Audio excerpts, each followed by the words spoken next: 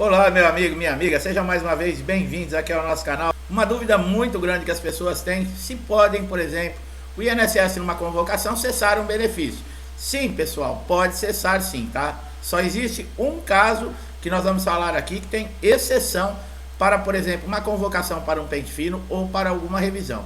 Mas na maioria dos casos, a Lei 8.213/99 garante ao INSS, tá, que ele possa sim convocar os segurados a qualquer momento para fazer aí uma avaliação se ainda existe, por exemplo, a incapacidade laboral. Quer dizer o quê?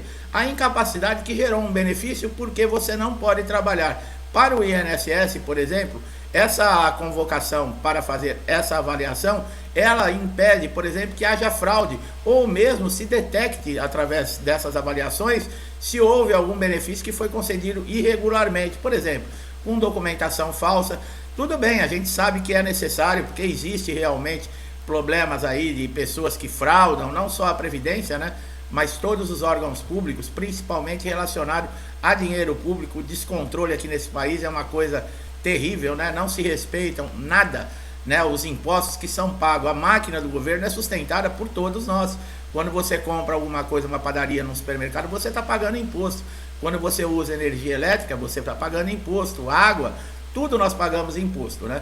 Inclusive para o INSS. O INSS não sobrevive sem o dinheiro das contribuições. Por quê? O INSS não fabrica dinheiro.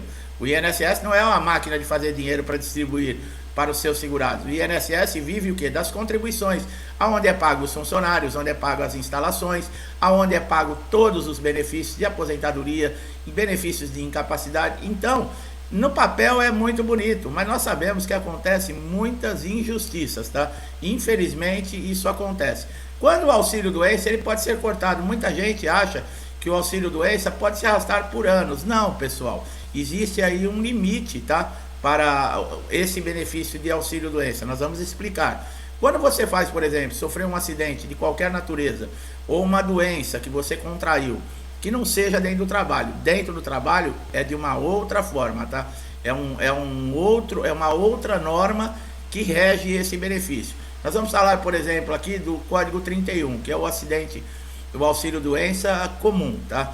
Ele pode ser chamado sim de tempos em tempos e dependendo da avaliação do perito, ele pode ser cessado. Agora, existem recursos para esse segurado que se sentiu lesado, que não concorda, por exemplo, com a decisão tomada pelo perito, para recorrer, tá? Nem sempre vai se ter sucesso. A maioria dos casos não obtém sucesso e acaba tendo aí que recorrer à última instância, que seria a justiça, tá? Todo o auxílio doença, ele deveria ter uma data de cessação. Isso quer dizer que quando ele é concedido, na carta de concessão deve haver lá o DCB, que é a data de cessação do benefício. Essa data é muito importante, por quê? Porque possibilita ao segurado saber quanto tempo foi dado de benefício e se caso ele for precisar, por exemplo, por ainda não ter se recuperado, precisar de mais um período para ficar de afastamento, ele tem condições de pedir, por exemplo, uma prorrogação desse benefício. Agora, quando não existe essa data de benefício, de cessação do benefício, esse benefício ele vai cessar em 120 dias, mas isso atrapalha um dos recursos do INSS. Quando não tem a data de cessação na carta de concessão, atrapalha para você, por exemplo, pedir a prorrogação. Porque mesmo sabendo que é por 120 dias, o INSS exige que tenha na carta de concessão essa data de cessação. Por quê? Porque 10, 15 dias antes de vencer, por exemplo, esse período que foi concedido pelo perito, se você ainda estiver com doente, estiver ainda com a lesão, você pode pedir uma prorrogação desse benefício. Essa prorrogação ela pode ser pedida por 3 vezes, tá? Você vai, aquele auxílio doença que vai se prorrogar devido à continuidade e o agravamento da doença ou da lesão que esse segurado se encontra. Então você pode empurrar esse benefício, você pode passar por perícias e ganhar mais tempo para poder voltar ao mercado de trabalho, quando existem condições. Se, por exemplo, você encerrou as 3 prorrogações, os 3 pedidos de prorrogação, e esse perito, ele não lhe encaminhou para a reabilitação profissional, porque deveria ser o certo. Você não consegue se recuperar, está tendo um problema grave, o próprio perito detectando que você já prorrogou por 3 vezes o auxílio doença, o correto deveria ser mandá-lo para a reabilitação profissional, mas muitas vezes é aí que acontece a injustiça. O que o perito faz? Ele cessa o benefício e os pagamentos. E esse segurado, muitas vezes, ele não tem outro recurso. Muitas vezes ele é o sustento da casa, né? Ele é a coluna que sustenta, que paga as contas, que traz comida para dentro de casa. E nessa impossibilidade de estar trabalhando no mercado de trabalho, ele depende do INSS. Quando o INSS toma uma atitude drástica como essa de cortar o benefício, ele não está prejudicando somente o segurado, ele está prejudicando toda uma família, né? Pessoas que dependem desse dinheiro. O INSS não é uma instituição de caridade, ele não está dando nada de graça para ninguém. Você tem direito porque você pagou. Quem nunca pagou o INSS não tem direito a benefício. Pode conseguir aí um benefício assistencial aos 65 anos. Você que nunca pagou uma contribuição para o INSS, às vezes me pergunta, é possível ter um benefício sem nunca ter contribuído? Quando você chegar aos 65 anos, você pode pedir aí o benefício de prestação continuada, que é o BPC, tá? Aí você tem direito, mas tem que ter 65 anos completos. Agora, por exemplo, para pessoas que têm deficiência sem idade mínima, desde criança, um responsável ele pode receber esse benefício de prestação continuada. Se você tem dúvidas como funciona, se tem direito, o que é necessário para você, por exemplo, receber esse benefício assistencial, você encontra vídeos aqui no canal que nós explicamos o passo a passo, vídeos que vão mostrar para você o que é necessário, como você fazer, e até chegar ao ponto de você poder receber o benefício, tá? Uma das coisas muito importantes que nós sempre falamos aqui, que eu considero uma das dicas mais importantes que nós damos aqui no canal, além do cadastramento que nós sempre falamos que deve estar atualizado, se você mudou de endereço, mudou o telefone, você deve atualizar através do portal Meu INSS, não vai ter necessidade, por exemplo, de você ir até uma agência e perder o dia inteiro. Você baixa esse aplicativo no seu smartphone, no seu PC ou no seu notebook, e você tem acesso a todas as ferramentas do INSS, inclusive a facilidade de fazer esse recadastramento, uma atualização. O que nós falamos sempre é da documentação, tá, pessoal? Que é muito importante. Um laudo, ele deve ser o mais atualizado possível, 30 a 45 dias. Deve constar o nome do segurado, deve constar o nome do médico, o carimbo, CRM, a assinatura, o CID da doença, um histórico, né? Demonstrando ali a situação desse segurado atual, se ele vai precisar de um período maior, uma projeção mais ou menos para poder se recuperar, ou se ele não tem recuperação, ele deve ser aposentado por invalidez. Então conta tudo isso. Para você que fez o primeiro pedido, por exemplo, nunca utilizou o INSS, sempre pagou contribuições, mas nunca precisou, por exemplo, de um benefício de incapacidade. Você pediu o benefício, eles vão marcar uma perícia. Se essa perícia não for marcada no prazo de 30 dias, você pode enviar toda a documentação que você tem que comprova a sua incapacidade através do portal Meu INSS, e eles vão liberar para você, depois de uma análise de 10, 15 dias aí, vão liberar o auxílio doença por 90 dias. É um período que vai ajudar, é melhor do que você, por exemplo, ficar aguardando como antigamente, uma marcação de perícia, 3, 4, 5 meses, e você sem poder trabalhar, sem ter renda, aguardando a perícia do INSS. Então ela não pode ultrapassar 30 dias essa marcação. Você envia a documentação, você recebe o benefício por 90 dias. Esse benefício, ele também pode ser prorrogado. Caso você ainda não tenha se recuperado, ele pode ser prorrogado por mais 90 dias, tá? Mas só pode ser feita uma prorrogação nesses casos, que é o benefício concedido sem perícia, porque você não vai passar por perícia médica. A partir do momento, se continuar o problema e você não tem uma maneira de retornar ao mercado de trabalho, aí você precisa marcar uma perícia presencial, tá? Aonde vão ser avaliados toda aí a necessidade. O laudo perfeito, pessoal, que nós falamos é esse, tá? Como nós acabamos de citar, com todos os dados do médico, o seu nome, o CID, esse histórico. Agora você deve também anexar outros documentos se você tem. Passou por cirurgia, leve histórico cirúrgico, fez tratamentos, leve o laudo desses tratamentos, peça para que façam um laudo para dizer o que aconteceu no tratamento, como você respondeu a esse tratamento. Por exemplo, receituários médicos, né, de remédio. Você ter a caixinha dos remédios, você levar tudo isso, comprovando. Nos casos, por exemplo, que nós falamos, que depois que você não conseguiu prorrogar o benefício, você fez o preenchimento no requerimento, o INSS tem 30 dias, tá, para responder a análise desse requerimento, tá? Se ele não responder, ele está indo contra a lei. Nós já avisamos que dentro do portal Meu INSS existe um ícone que chama-se cumprimento de exigência.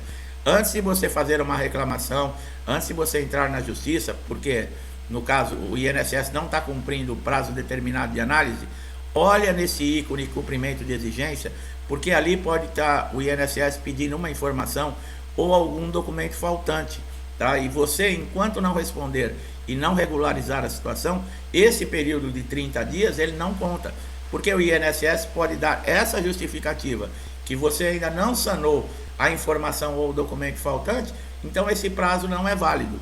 Então vale a pena, se você não sabe como cadastrar o portal Meu INSS, nós temos um vídeo aqui no canal que eu explico de uma maneira muito simples.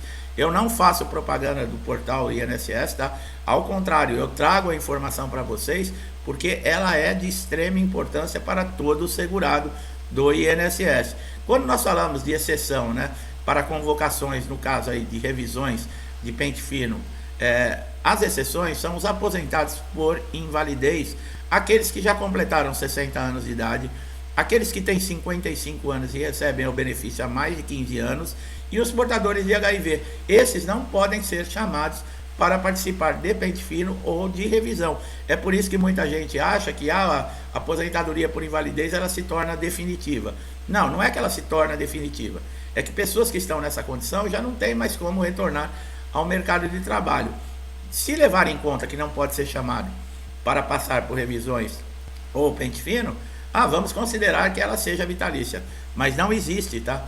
Dentro do INSS, legalmente, essa posição que quem está nessas condições está recebendo um benefício vitalício. Se você entrou com requerimento, nós falamos, e de repente esse requerimento foi aceito, e você tem direito à concessão do benefício reconhecido pelo INSS, ele tem 45 dias para reativar seu benefício e retornar a fazer o pagamento. Tá? Isso está no decreto-lei número 3048 de 1999, tá? Que refere-se exatamente à estipulação de tempo para o INSS cumprir a lei. Caso o requerimento não funcione, você vai tentar a junta de recurso. A junta de recurso, geralmente ela não muda a posição aí, a determinação de um perito, tá? Mas você já pode, mesmo estando com um processo dentro da junta de recursos do INSS, procurar a justiça e entrar com uma ação. Não é necessário você contratar um advogado para entrar na Justiça Federal, tá, pessoal? Você mesmo pode ir até a Justiça Federal e abrir essa ação, né? Impetrar essa ação. Um advogado, ele vai te ajudar demais, porque ele conhece todas as leis, ele sabe os caminhos, né? Se você quiser arriscar sem advogado, eu estou dando a informação. Eu acho que você deve procurar um advogado. É claro que, por exemplo, você ganhar o processo nos atrasados, esse advogado vai ter direito aí a uma parcela, 30%, né, do que você receber de atrasados aí no INSS. Mas vale a pena. Melhor do que você perder um processo e não ter nada para receber. Dentro da justiça, você vai ter que aguardar. O processo também segue fases. Por exemplo, nós falamos da documentação. Na justiça, também é necessário você apresentar laudos, apresentar documentos, apresentar histórico cirúrgico que comprovem aí a sua incapacidade. Não é assim como muita gente pensa, o perito do INSS nega, vai lá na justiça que o perito judicial concede. Não funciona assim não, pessoal. Para ser concedido um benefício dentro da justiça, você, além de ter que comprovar para um perito judicial, ele vai emitir um laudo para o juiz pode ou não considerar esse laudo.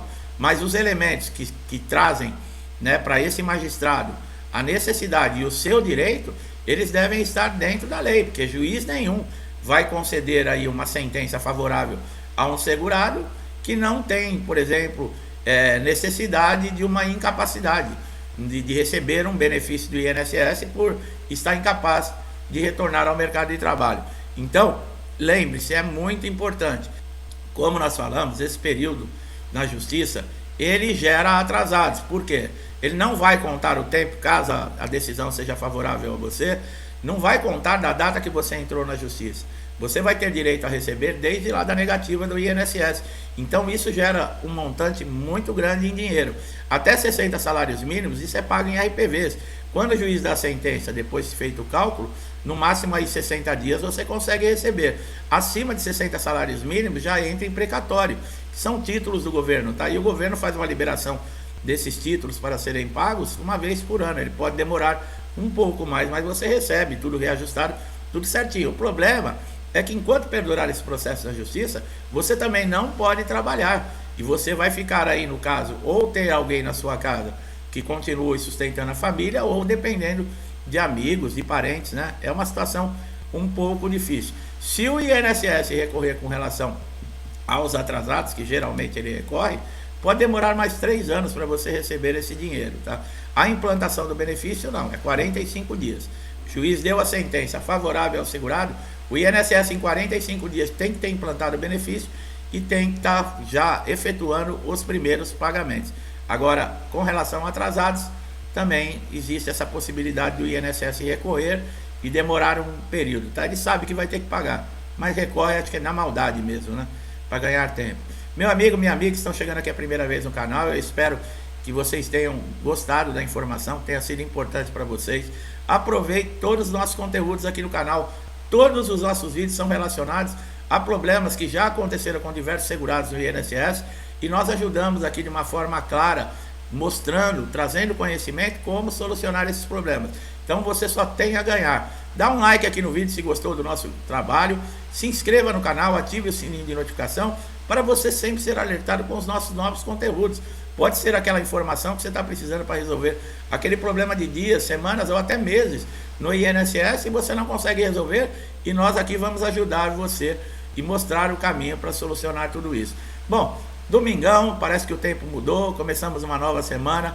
Eu espero que você, meu amigo, minha amiga, que me acompanha há muito tempo, e todos que estão assistindo esse vídeo, que tenham uma semana repleta de paz, de luz, de amor, de saúde, você e toda a sua família, que nós possamos ter sempre força para continuar seguindo em frente, agradecendo a Deus por tudo que temos, e vamos continuar seguindo a nossa caminhada, procurando sempre pelo caminho do bem. No final, nós vamos sempre vencer. Um forte abraço a todos e até os próximos vídeos.